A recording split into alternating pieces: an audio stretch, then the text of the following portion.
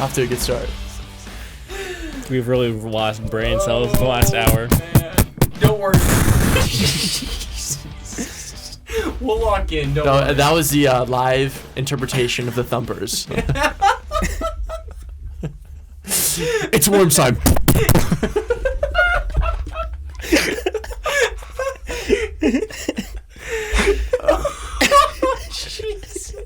As it was written.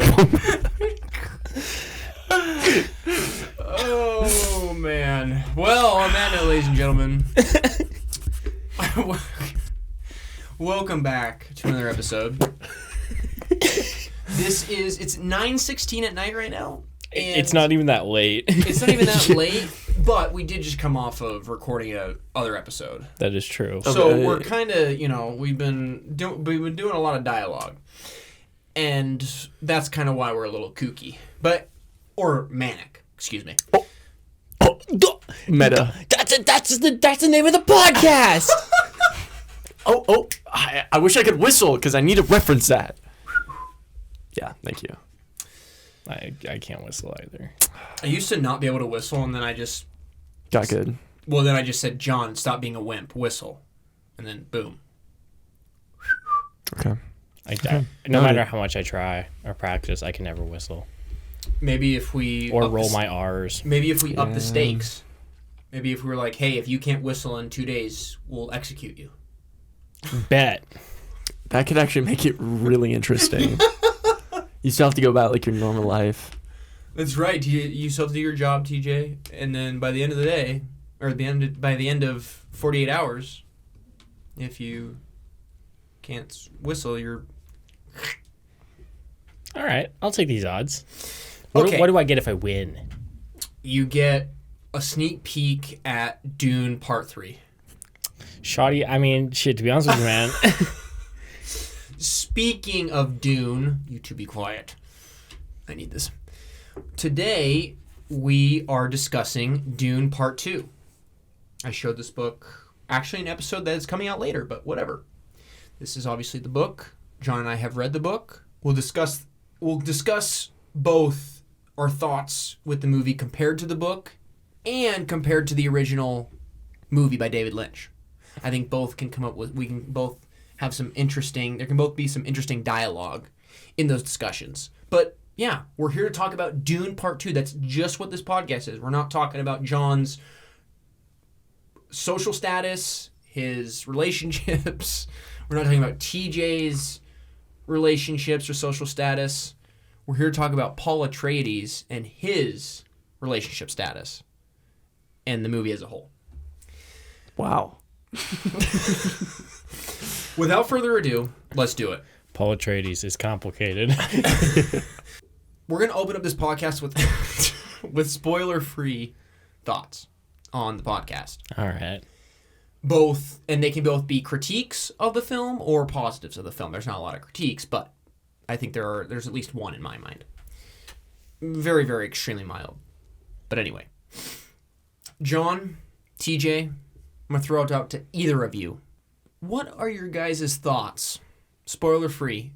Think particulars, not general. Or you can do general, but I want something particular from each of you at some point on your thoughts on Dune. I mean, yeah, it's a fantastic movie and should go up for Best Picture in 2024. Well, that'd be the 2025 Oscars. It'll lose to Mean Girls. I mean, it's not wrong. My opening comment, one of them, is it is a fantastic epic and that has nuance to it. Mm-hmm. Oh, and I should also say this. If we talked about it yesterday, it's fair game, obviously, because they haven't heard it. So anyway, it's oftentimes with epics, you lack the ability to get into like very intimate relationships between characters or dynamics between characters. This does not lack that. It's an epic of great scale while still having clear, intimate relationships, or muddled if they have to be, given what the relationship is, between characters. Whether it's Paul and Chani, Paul and his mother, Paul and Stilgar. all very well developed relationships that feel intimate and feel real while still delivering on this grand scale filmmaking that makes it an epic. Yeah. Is what I was one of the things I was most pleased by. Now we'll do Morse code. Doing wonders for audio, John. Thank you. The one negative, you know what? I'll just get out of the way now before I forget. I'm curious. The timeline's a little muddled. I don't know when things take place all the time. Like, Yeah. you have scenes where this is a very minor scene, so I'll just say it. But you'll have they cut randomly, for example, to Chani landing in a thopter, and you're wondering where'd she get the thopter and why is she here? Okay. There's moments like that. It doesn't. Yeah, the timeline's just muddled. You don't know exactly how long it's been. I already skipped. Spoiler cast. Let's go. All right, fine. Okay, so spoiler warning for Dune Part 2.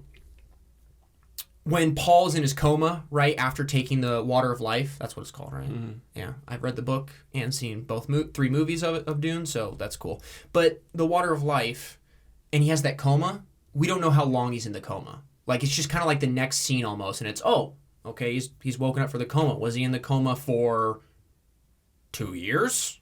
A year? 6 months? We have no idea. Things like that is my one minor, so don't come over here and start strangling me. Mm-hmm. Minor, that's only my only critique of the film, so I just got it out of the way. I think that's I mean, if you guys think otherwise, let me know. You're wrong. But there's things like that. It's the thopter thing, it's the coma thing. For example, in the book it's, you remember correctly, John, he's in the coma for like a while. I don't remember how long he's in the coma. I think it was like a couple years, dude. Was it? No, it wasn't. The whole thing took place in 2 or 3 years, but I think he was. That part in the book, I do remember, like, the whole, like, I guess this is some more spoilers, but... Okay, we're doing spoilers, so everyone knows. Yeah, at this point. Yeah, like, I mean, I guess, like, the birth of the, like, that whole, like, between, like, book 2 and book 3, it kind of gets, like, really, like, years pass, and you're like, what is going on?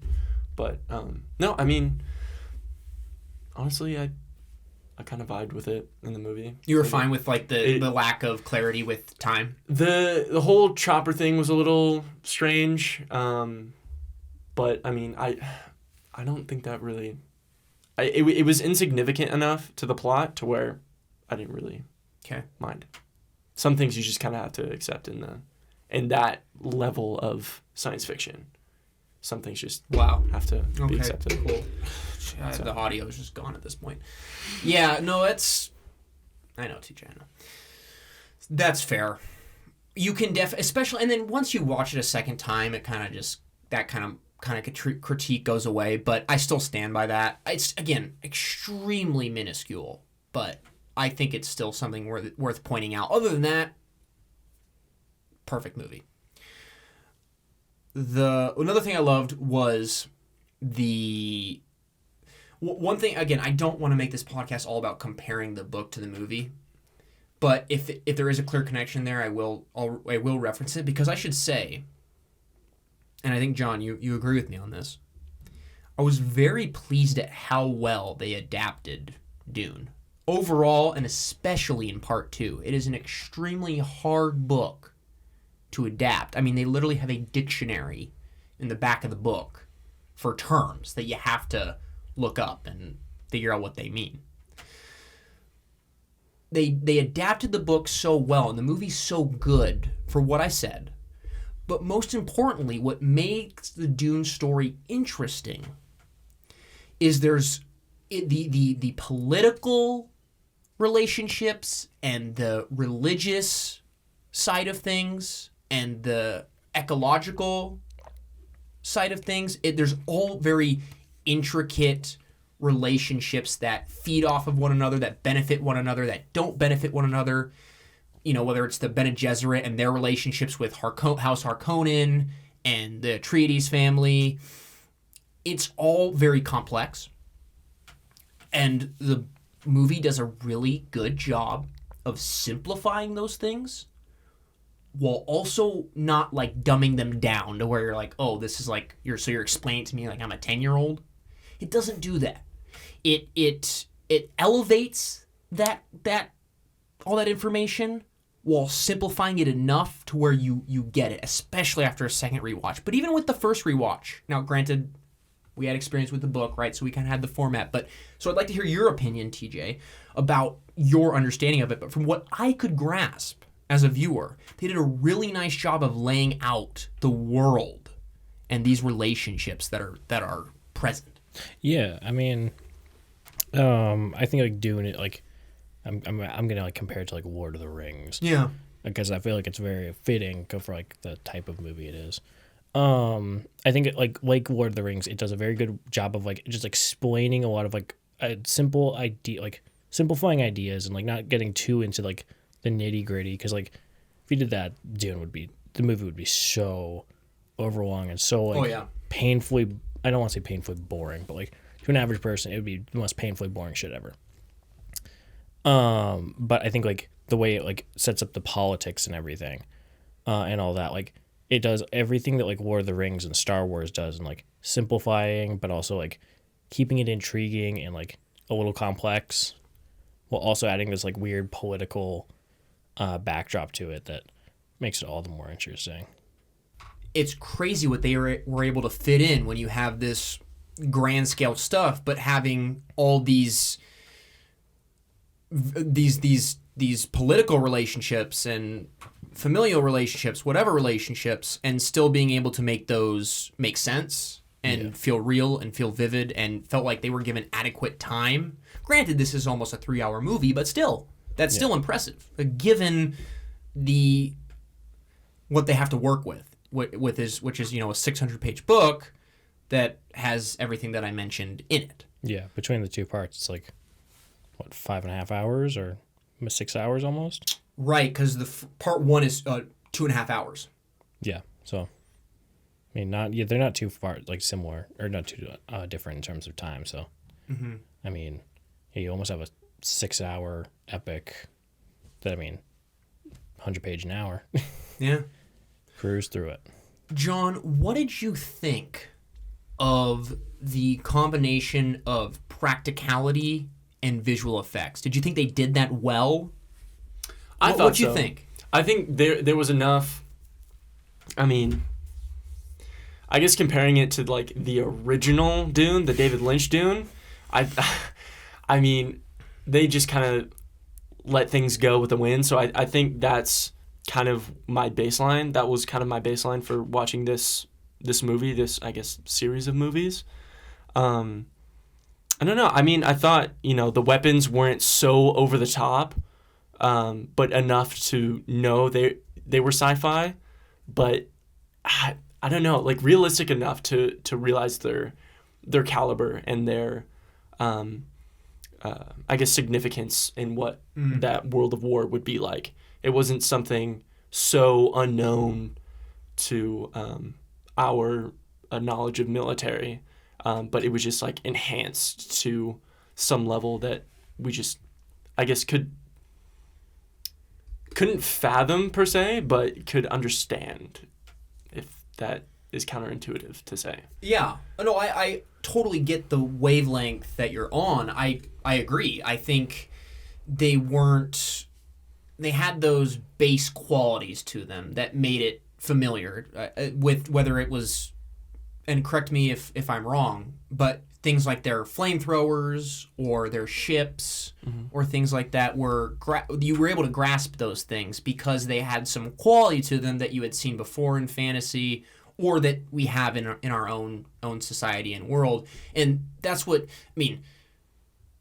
if you want to expand that to like the political world itself or the ecological world itself, the story overall, the movie does a nice job of you being able to compare those things to, the modern world, like where we live and what situation we're living in. There's multiple ways you can apply that to where we are now. So I think that's a very poignant point.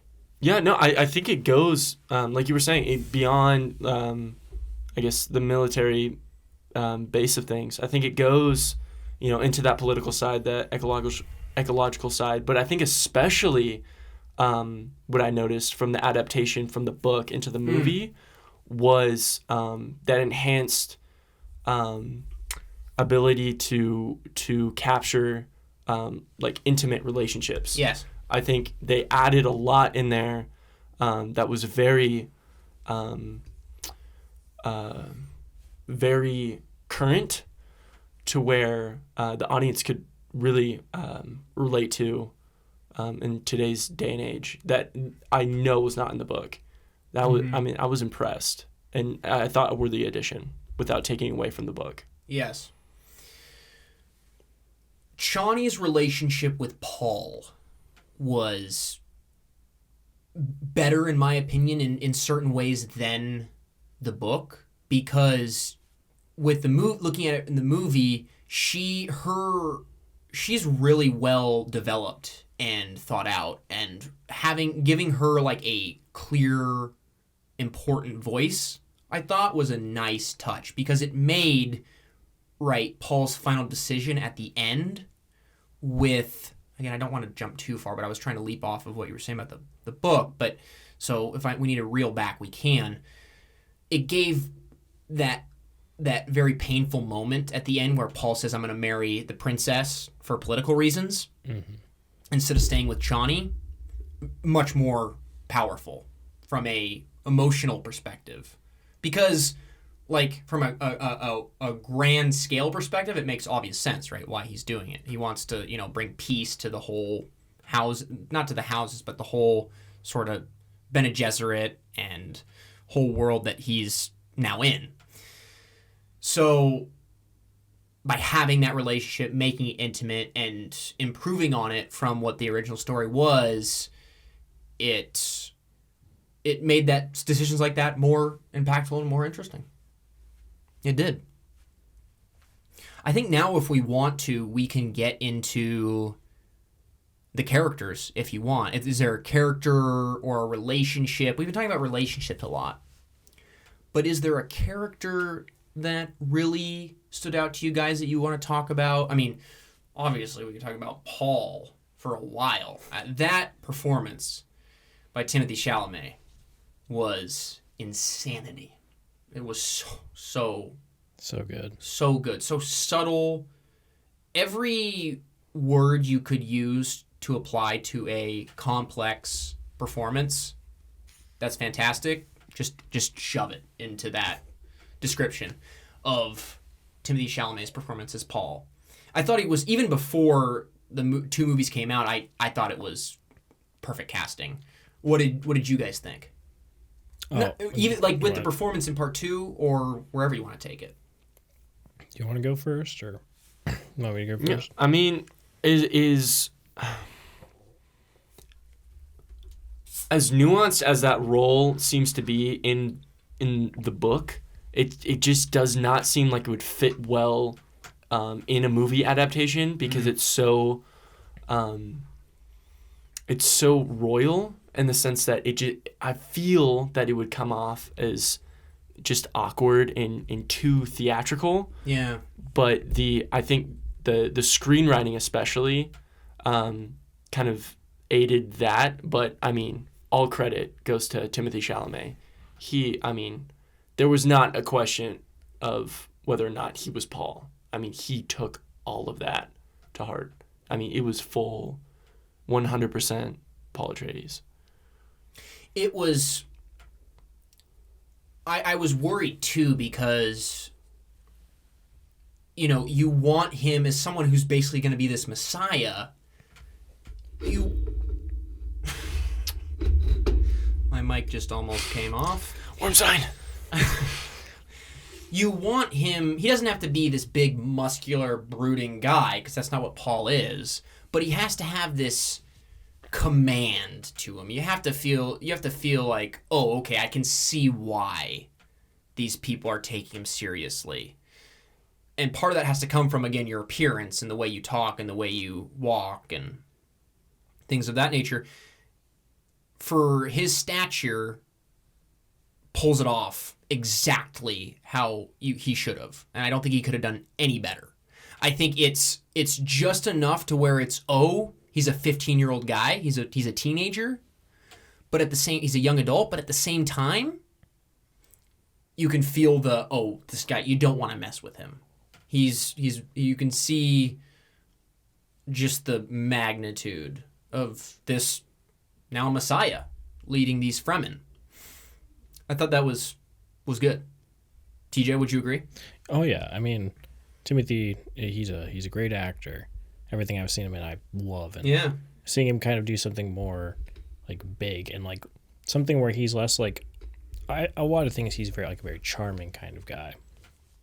Seeing him take on something a little more bigger, something badder, I mean, is very welcoming to see, and especially as a rising star. I mean, I think he adapted this book and his character so well, and like just took it to heart and just went hard. And I think I think for part 2, I bet he'll get some good publicity from this. Mm-hmm. I mean, he already is, but if there are 2 Oscars that I want this film to win or at least be nominated for, Best Actor and Best Picture. For sure.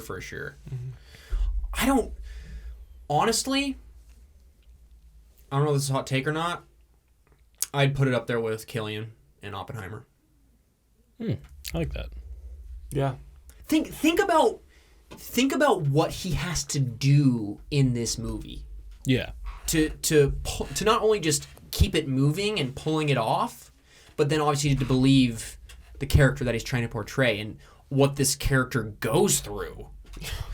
I always thought about that just with the story in general is, imagine 15-year-old kid, teenager, and he's going through all this. That is insane. He's a powerhouse. He is. So it's good that in that sense that Timothée Chalamet has that smaller, that thinner stature, right? Mm-hmm. Because you can see, he is just a young kid with vulnerabilities and is extremely innocent to the outside world and naive to a lot of the things that are going on around him. Of course, he slowly learns about the Fremen and the world around him, but at least initially, naive, innocent, not quite sure how everything sits, even with all that knowledge. Getting that duality, the innocence and the, this guy's still smart and will take you out. He's a leader. It's hard to do both of those considering how opposite they are really in nature. Good stuff. I can't wait to see where he takes the character in part 3, given the fact that... and that's the other thing too, right? Paul isn't this inherently goody-goody... Not goody-goody, but that's the wrong terminology, but he's not this inherently pure good force, right? There's a lot of bad that can come and is already coming from, by the end of the movie, with what he's doing, being this messiah and this almost dictator-like figure. It's in fact, hinted out in his dreams, right? When he sees the future, he sees all those people starving. It's there in its presence. So to be able to show all these opposite things, it takes the writing and it takes setting up the figure by Denis Villeneuve, but for the most part, to pull it off, you need that performance from Timothée Chalamet. Yeah. You do. Mm-hmm. Other interesting characters we should mention is Rebecca Ferguson. What are your thoughts on Rebecca as the mother? Lady Jessica. I mean, she definitely had a smaller role in this movie compared to part 1. But I think for her role in the movie, I think she did pretty well, considering she's only in like 3 scenes at the beginning and then a few at the end. And it's but her presence is still there and it's still strong and well put together performance and kind of acting in a weird double performance where she has this command of the daughter, but also Jessica herself. So TJ, that's something important to talk about, is she is not just portraying her character, but she's obviously portraying Paul's sister. Mm-hmm. So to be able to do that is tricky enough, but she pulls it off. Yeah. I mean, the other side of her performance isn't like there that much. I mean, it's only bits and pieces through her scenes, but I mean, when it does happen, it's like, oh, that's very well like performed, and I think it also comes down to like the sound and stuff like that, of how they do the voice and stuff like that. That just makes it super cool. So, how about that Anya Taylor-Joy cameo? Sneak peek Chris. foreshadowing. They got a great actress to play his sister in the future, that's for sure. yeah. Does the second book have a lot more of the sister? I'm guessing yeah. But I'm guessing she's older, like a true, more of adult. I'm pretty sure there's time that has passed between the first and the second. I was gonna say, I mean, if it's I feel like a few years would pass, and I mean, she ages rapidly to begin with, so She does, yes. yeah, Because that'll help. originally, and we can put in bits and pieces, but in the book and in David Lynch's Dune, David Lynch decided to go with the book, which is she is very much able to move around and speak and say all these very articulate things, and she is no, because that's technically so. Something else happens with her in the original, in the book and David Lynch's Dune that doesn't happen in this one. I was thinking about saying it, but I won't go into any more spoilers per se. We'll just keep the spoilers limited to Dune Part 2. Okay. Yeah, I think what'd you think about that decision? Did you like that decision about not having Paul's sister out and about in that final little bit of the story? Yeah, I mean, I thought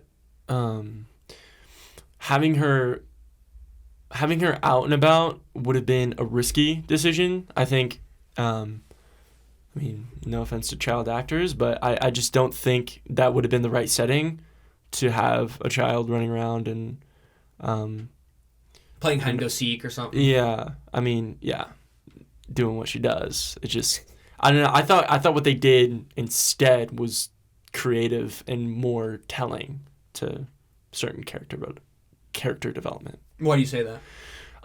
Well, the Emperor. Bless you. That was atomic.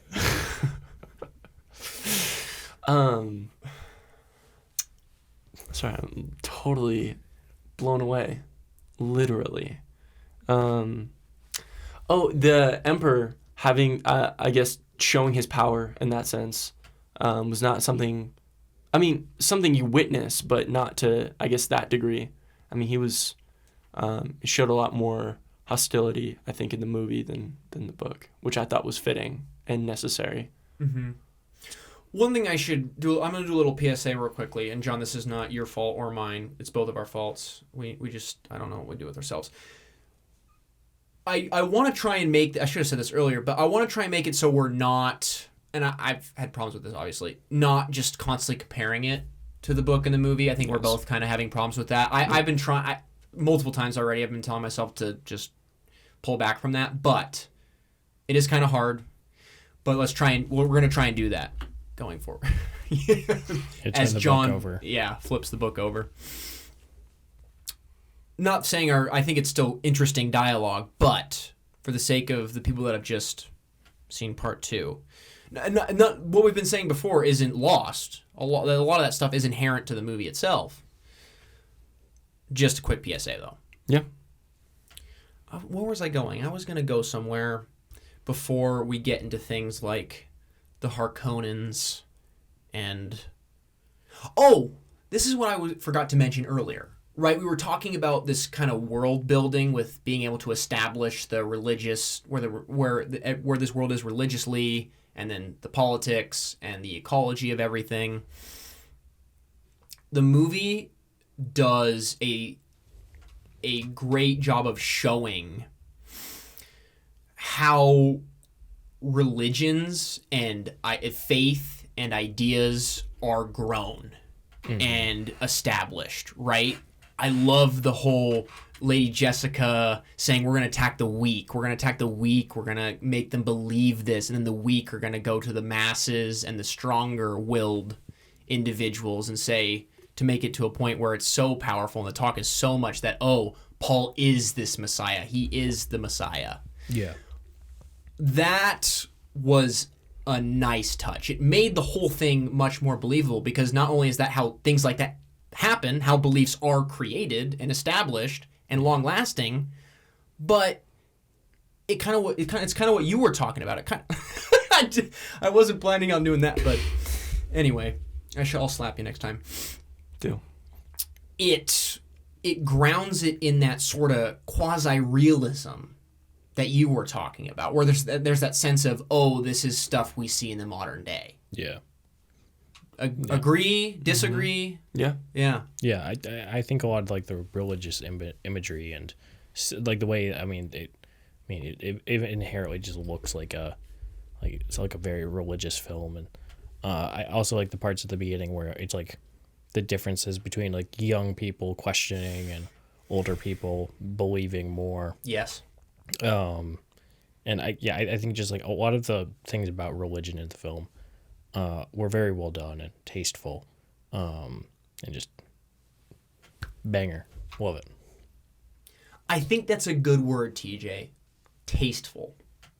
There's a lot of things that could have gone wrong, but it gives all the religious side of things and the sort of different sides of these things. It gives them their own time to shine and does it tastefully, which I think is important. Yeah.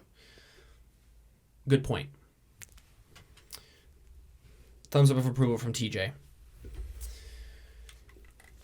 Is there... Do you guys... I don't know. Did we talk enough about Shawnee? Is there anything you want to mention about her? I mean, she has her own voice, powerful voice, which makes that ending so heartbreaking. So much more personal. I think her relationship with Paul is developed well and believable. Yeah. Wouldn't you say? I'd say so. Believable. She's obviously skeptical of him at first, but again, I'm just so surprised. There's this duality that's going on with all this stuff that is just duality of man. I just need to say this. Well, I'm just so pleased, but I should actually say my point. The way Zendaya and the writing are able to differentiate her belief in Paul as a human and then belief in Paul as a Messiah, being able to have a line in between that is important and can only be done through performance. Well, really perform. I mean, that's the thing with this movie is I go back to writing, and yes, writing's important, but the acting specifically is... If you don't have the acting, it's just not going to work. Trying to create these very subtle lines in whether it's what we're talking about here, which is her belief in Paul as a human, belief in Paul as a Messiah. It's to the point where, till the very end, it's never her belief in him as a Messiah. She never does. Even if she never does, she believes that he's going to cause a lot of harm and a lot of bad things will happen. Again, it makes this world so complex, and it's able to do it at an efficient rate, right? By being able to do all these things simultaneously. Yeah. I get you. Yeah. This does. Whoa. Okay. Uh-oh. We got to talk about Fader Alpha. Austin Butler. Elvis? We've got to get to him. Bald man.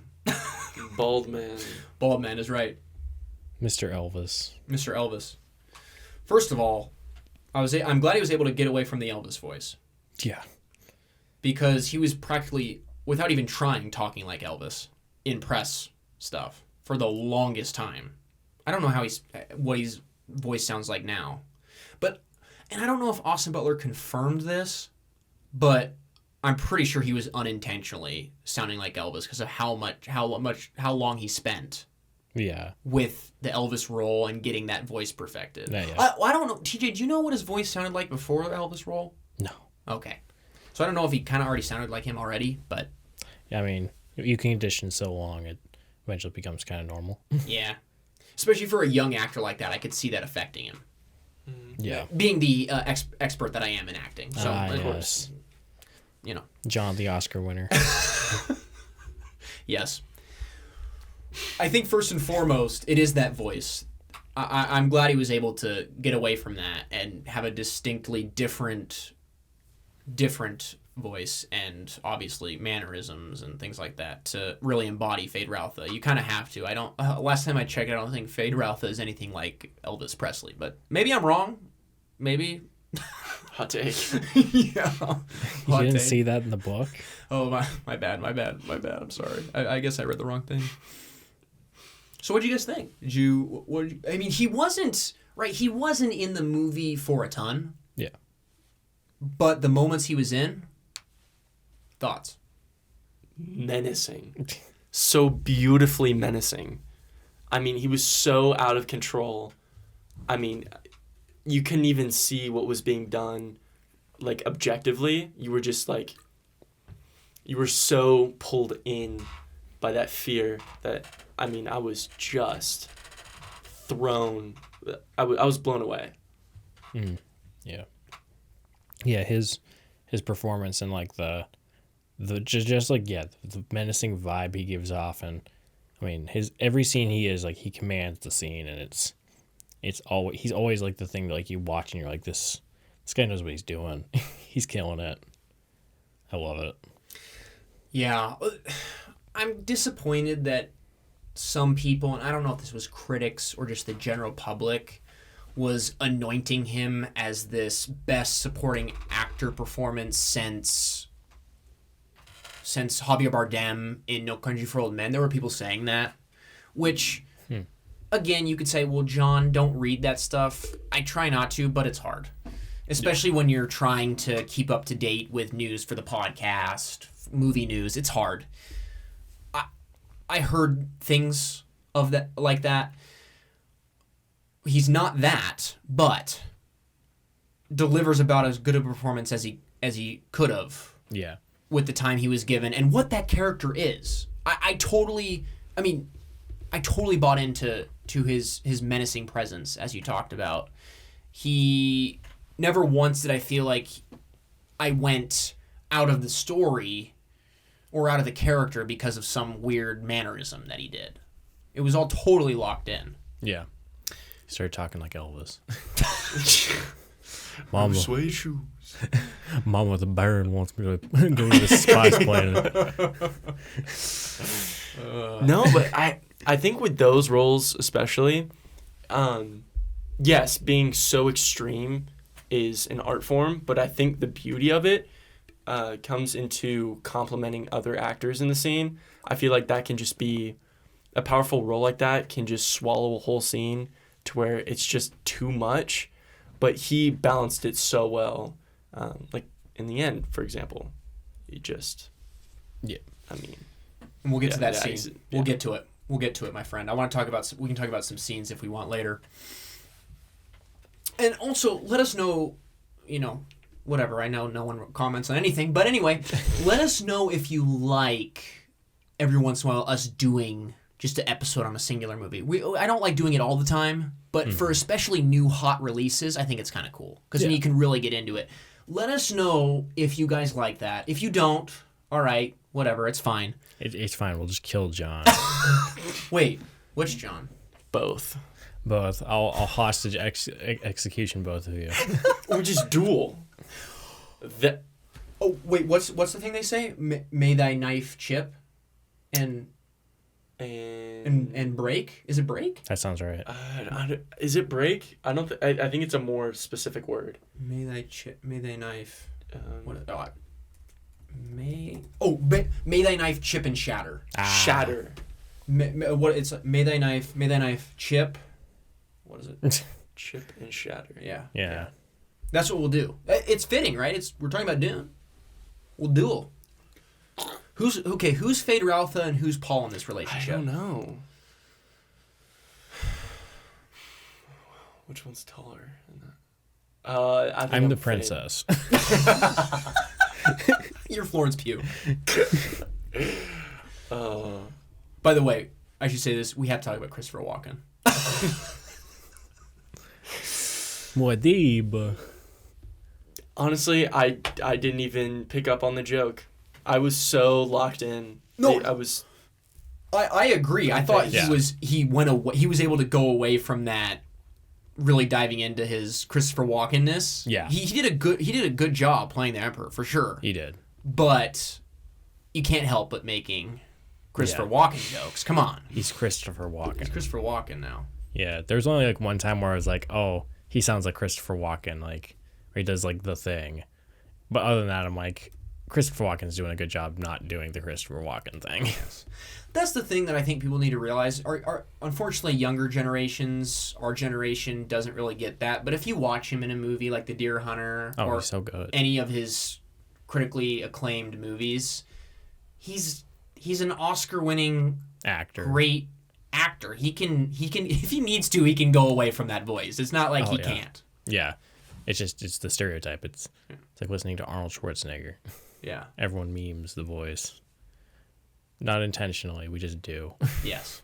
Which I'm not saying don't meme the voice. Yeah. I'm just clarifying and saying let's back up here. He's a really good actor. He can get away from that if he wants to. It's not like it's impossible for him. Where was I originally? What did you say last before we just went on some... Christopher Walken. Oh, it was before that. We kind of went on a little tangent. Oh, Fade Ralpha. Right. Fade Ralpha. No, after that. We said something after that? I don't know. I was trying to start a bit. Oh, no, before Florence Pugh? Before that. No, after that. After Florence Pugh. Okay. Was that before sunrise? That's before midnight. Ever since I heard of the Dune story, Fade Ralpha has always been my favorite character. I just love that just malice that he has and how purely evil he is and how much of a double he is to Paul, right? Yeah, he's the foil. He is. He's literally on an extremely similar path to the to the throne and to gaining all this power. I'm glad I guess, yeah, we might as well just get into this now. Since it is our introduction to Fade Ralpha. What are y'all's thoughts on putting the Giddy Prime in black and white?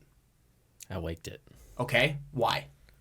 I liked that it wasn't just black and white. I liked that it was like based on the coloring or the shot or like the shadow, if it was color or not. Like some of the early shots are very in color. Then like they'd like as it would track, it would become more black and white because people would move into sunlight. But I think it was such a it made it distinct. It made it very how do I describe, like it made it like the opposite of Arrakis, where it was like Arrakis is this big beautiful orange planet, and then the Harkonnen planet is like the most bleak looking place ever, and I love it. I did a little research because I'm just that good, but along with shooting it in black and white, what's the name of the... Greg Fraser? Greg Fraser. I was about to say Gordon Willis, who I think has passed away now. Rest in peace. Did shoot some beautiful movies, or AKA Parallax View, among others. He used infrared cameras with the black and white. So that makes, for example, if you think about it, think about how the skin looks on Fade Ralpha. You get that very milky white quality to it. You couldn't get that with straight black and white shooting with that filter. It's that infrared that makes that kind of milky coloring, which is, you know, think about it. You remember that, remember? You kind of notice. Yeah. It's like, is there some makeup maybe that's making him kind of all weird and milky? No, it's apparently the infrared camera, according to what I read. I thought that was a really cool touch that separated it from just any other standard black and white sequence in films recently. But they could have shot it with inverted colors, and that would have been so much cooler. Oh, bro, my eyes. Yeah. Isn't there a movie that did that recently? Yes, it's completely shot in infrared. Yeah, it's by Yeah. the guy who did Spring Breakers. I forgot about that. Not a single shot. Every single shot is infrared. Yeah. Whoa. It's so weird. I think it's Travis Scott in it. Actually, no Yeah. way. I think they worked together for a bunch of music videos and then ended up shooting a movie. I don't know. The last thing I'll say with the black and white, and TJ, you were getting there, was it replicated what the two families were, right? Like with the Atreides family, they're more complicated, and they're whether it's just the whole family in general, Paul, Leto, Jessica, right? Bene Gesserit, but with the Harkonnens, they're very black and white. They're very straightforward. You know exactly what their motives are, what they're doing, what their position is. But with the Atreides family, it's a little different because you have a collage of motivations and interests and things that you don't even realize are going on till they're revealed later on, right? With the family in part 2 after Duke dies. Like the things that Duke was doing, you don't even hear about them till after the fact. There's this complexity to the Atreides that you don't see with the Harkonnens. It's pretty easy to figure out what the Harkonnens are doing here, right? Yeah. And that, I think, is really well replicated, along with what you were saying, TJ, about just obviously, or I think it was TJ, with how bleak, obviously, the Harkonnens are. Yeah. No, that was John. Oh, it was John? No. No, that was you. Or was it me? Or was it me? Or was it John? Or was it that John? I only have one thing to say about that. Brother, this guy stinks! Yay. SpongeBob. I love how I'm insulting you with your own voice. That's pretty cool.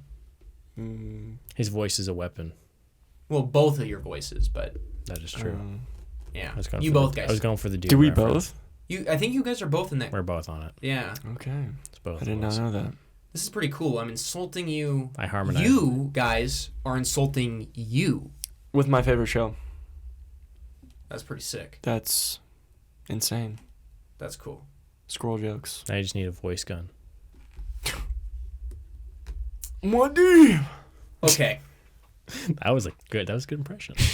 I am going to release myself from the guildsman duty here for a little. Okay. I want to know. Give me some favorite scenes of your guys. What do you guys want to talk about? What is there a favorite scene, or is there something that really stuck out to you? I mean, there's a lot of, obviously we really haven't gotten to any scene for the most part, but there's some really big scenes. There's the scene where everyone starts believing, oh, this guy is the Messiah. What do you guys want to hit on? I remember it was loud enough in the theater that I could say things out loud. I remembered laughing out of excitement during the first sandworm ride. That was so cool. It's so good. I mean, flawless scene, in my opinion. We'll love that. Yeah, I heard they did a bunch of practical stuff for that, and I was like, dog, it paid off. It's so good. So cool. It's one of the best looking scenes of that movie. That says a lot, considering that movie is really well put together. But yeah, I mean, it for being like in the first little bit of the movie, I mean, so good. And it just kind of showed like this movie's gonna be epic beyond belief. Even in the first 30 minutes, we're gonna go hard. I like that. You're talking about, speaking of great shots, also the hitting on both your points, the placement of the camera is so critical in Paul's first ride, because it strictly stays in that POV setting. I mean, it's not like right at his, perspective, but it's there next to him. Yeah. In the worm, on the worm the entire time. It never cuts out to the dune. It's not a big bird's eye view, which is good. Totally, it is. I also, what comes to mind when we're talking about great shots, the shot, it gave me chills. Anytime the Harkonnens or the Sardaukar use their little machines to lower or raise, it's so chilling. It's so chilling. God. And the opening where the Fremen are trying to trap the Sardaukar, or not the Sardaukar, the Harkonnens with the thumpers, is that what they're called, thumpers? Mm-hmm. Or is the thumpers those are the thopters. The thumpers, right? Am I saying that correct? Mm-hmm. Yes. Yeah. The thumpers, I know, I've read the book, I don't know. TJ knows this. I somehow forgot the name of the Baron at the beginning of the movie. That he did. What, like? No, just the Baron. Oh.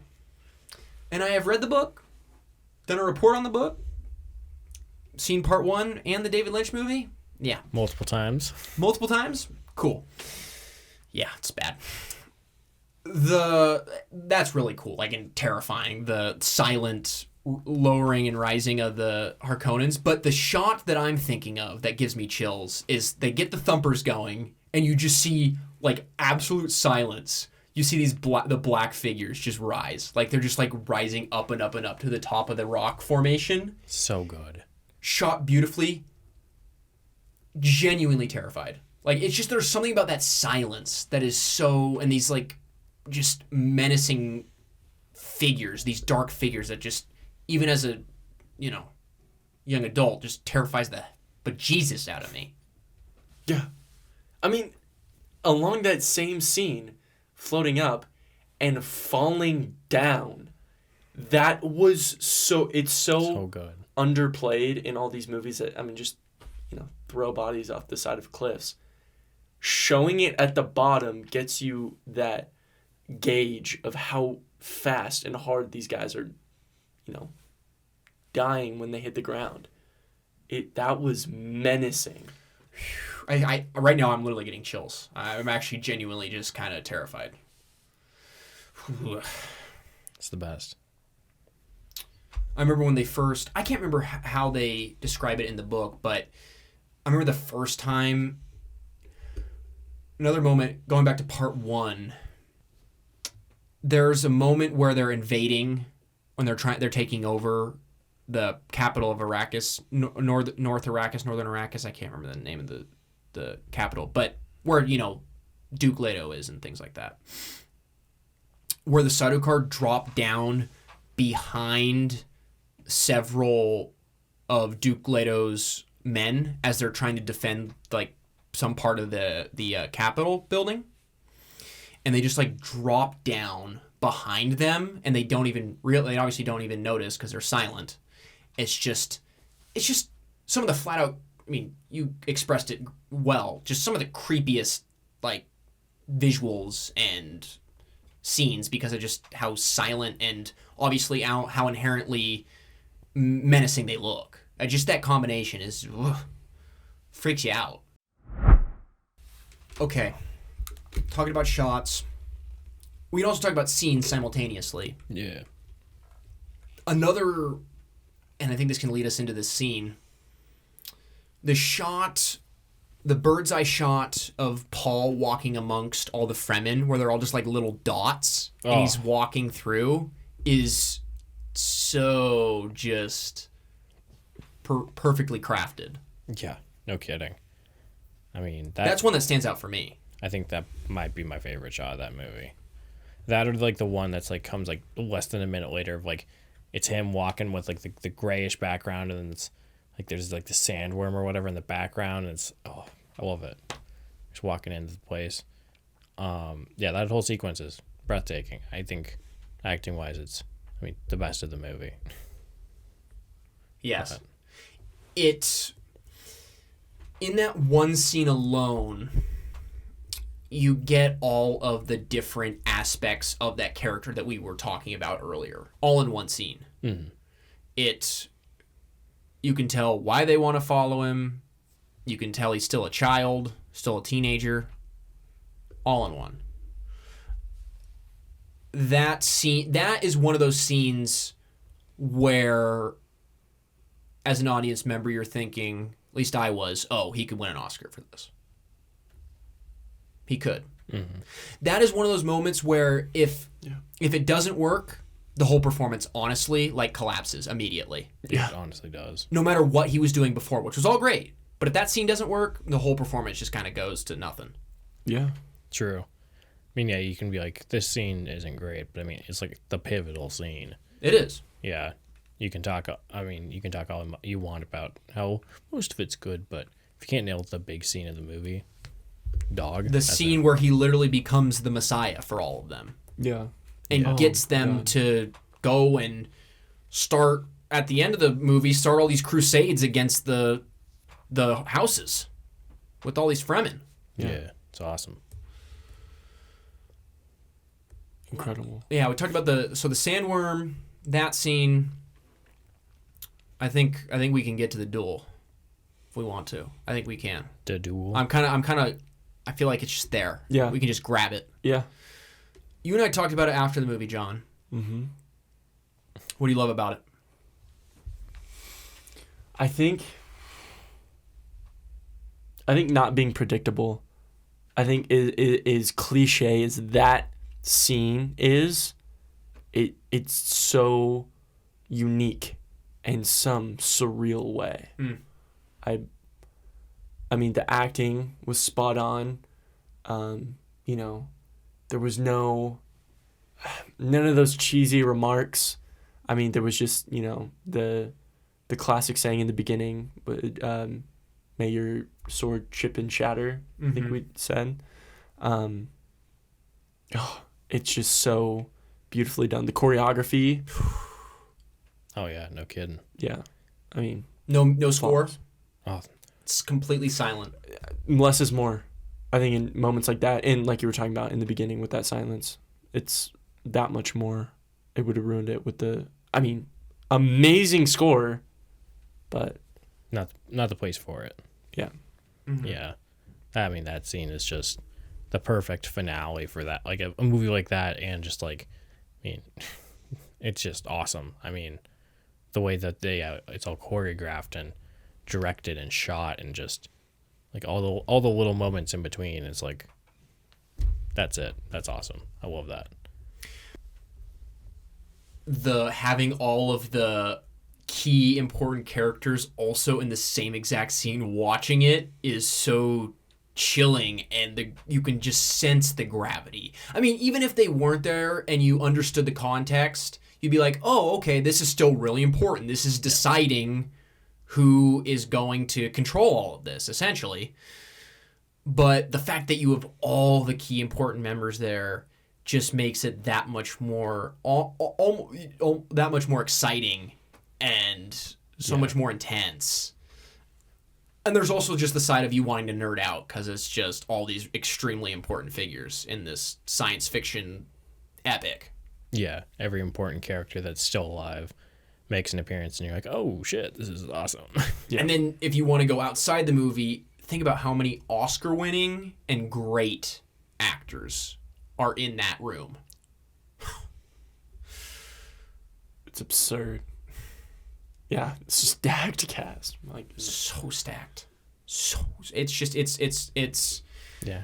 There, every once in a while, there's a movie that comes along where you hear, oh, every big actor and actress wanted to be in that movie. It's a Mad World as an example. All the great comedians and comedic actresses wanted to be in that movie.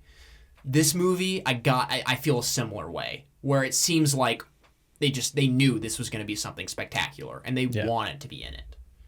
And you got freaking Christopher Walken, who's basically retired, or should be, is in the movie in a small role. Florence Pugh, at least in this movie, from what I read about from the first part of Dune Messiah, I'm pretty sure it's bigger in Dune Messiah, but still, Anya Taylor-Joy, great actors. Yeah. Great actresses. They aren't in it for very long. That says something. Yeah. I think the idea of just being a part of a huge epic saga movie is it's a big idea. It's a big deal, where it's I mean, you had a lot of like early 2000s people be like, I want to be in Lord of the Rings, like no matter what. Give me whatever part you can get. Or like Star Wars or something like that. I mean, especially like when they did like sequels and stuff like that. Like I feel like people were like, I just want to be part of it. I don't care if it's great. Put me in it. And I think Dune was like the same thing. Where it was like, everyone was like, this is going to be the next big thing. This is going to be the next thing that like rocks sci-fi. Put me in it. I don't care what role. I don't care how long. 5 minutes is enough. I mean, we'll get like Jason Momoa in part 1. He's like in like 3 scenes. Mm-hmm. Totally true. It's I think important that you reference something like Star Wars, considering what Star Wars borrowed from the Dune book. Yeah. I think you guys highlighted the fight scene at the end very well.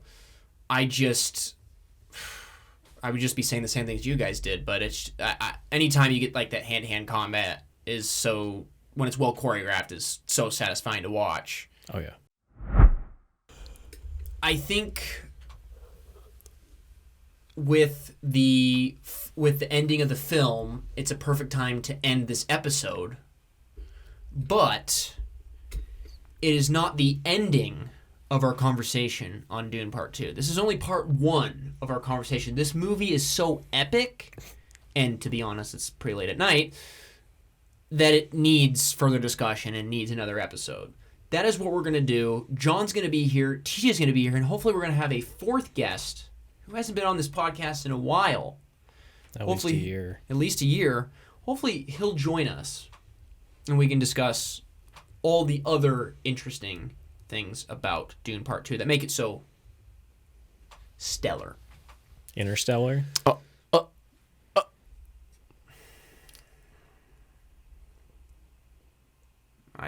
This guy stinks is overused. I'm not going to use it again. Yeah, Dune Part 2, Part 2. Do you think somewhere in the Dune Part 2 script they had this? Excuse me. Troopers, the war is canceled. We can all go home. That's what Gurney said to the Fremen before the final battle. Yes. Troopers, my superiors say the war is Cancelled. You can all go home. Oh yeah. Ladies and gentlemen, you can all go home because this episode is over. Thank you, John, for being here. Again. Or I guess this is the first one that's coming out. Yes, it's kind of weird how time works. Speaking of time being somewhat difficult to follow in Dune Part 2, it is also difficult to follow on the Manic Movie Misfits podcast. But yes, thanks, John. John will be back very soon, obviously, for Part 2. And we'll catch you on another episode of the Manic Movie Misfits podcast. Peace.